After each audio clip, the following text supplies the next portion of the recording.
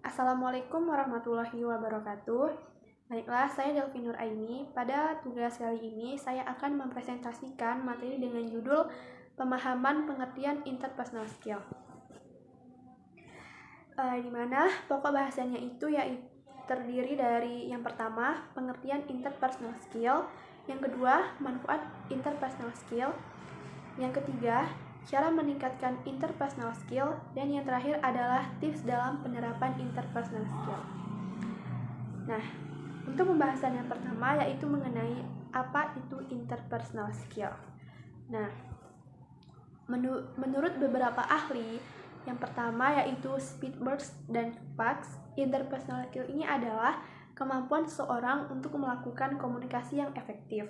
Lalu yang kedua, menurut Jervik, interpersonal skill ini adalah kemampuan untuk membangun dan menjaga hubungan yang efektif, serta menurut Buckminster, interpersonal skill ini adalah kemampuan yang dimiliki setiap orang yang digunakan untuk membina hubungan interpersonal dengan orang lain.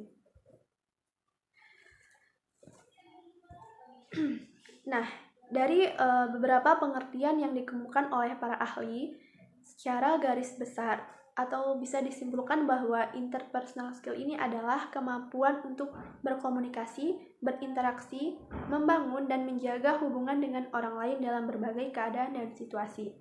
Nah, jadi bisa disimpulkan atau secara garis besarnya, interpersonal skill ini adalah cara kita berhubungan dengan orang lain.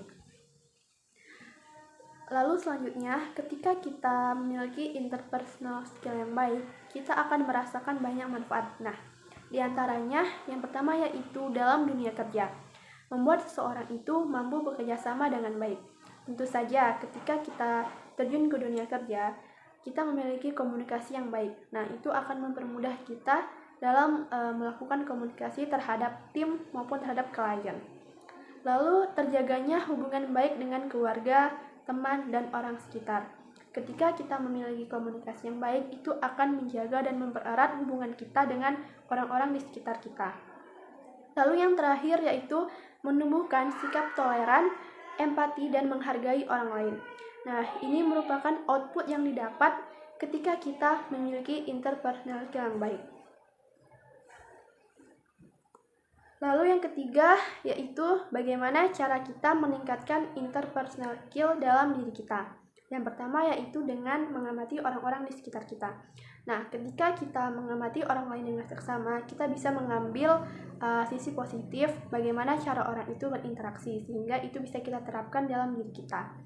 Lalu yang kedua yaitu sering terlibat dalam kerja tim. Nah, secara tidak langsung ketika kita sering terlibat dalam kerja tim, kita pasti akan terlatih skill komunikasi kita, sehingga itu akan mempermudah kita dalam bekerja sama. Lalu terbuka terhadap kritik. Nah, kita harus membuka seluas-luasnya kritikan yang membangun dari orang lain terhadap kita. Karena ketika orang lain itu mengkritik kita, otomatis itu akan memperbaiki kesalahan-kesalahan kita yang telah lalu, sehingga kita bisa memperbaikinya di masa yang akan datang. Lalu bersikap empati dan menunjukkan sikap percaya diri. Dan yang terakhir yaitu mengikuti workshop atau online course. Nah, dengan mengikuti workshop itu bisa melatih public speaking kita, melatih kerja tim kita, dan lain sebagainya. Dan yang terakhir yaitu tips dalam penerapan interpersonal skill. Yang pertama yaitu memberikan perhatian dan apresiasi khusus terhadap orang lain. Yang kedua, berkomunikasi yang baik dengan orang lain. Nah, ketika kita menjadi komunikator yang baik, itu akan meningkatkan semangat lawan bicara dari orang lain terhadap kita. Lalu menjadi mediator atau perantara yang baik. Kita harus bisa